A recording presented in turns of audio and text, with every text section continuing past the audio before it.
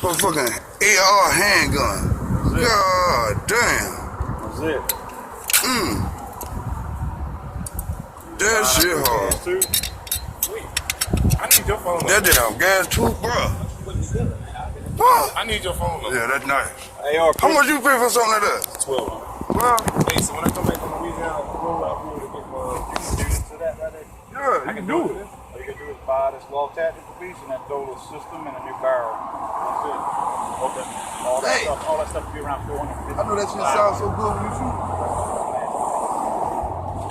Hell yeah, man. Y'all finally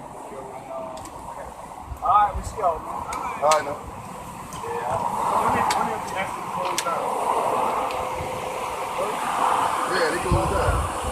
Damn, I like that shit right there. They closed it like yeah, no way, man. Yeah. I just go ahead and play with it a little bit. Hell yeah.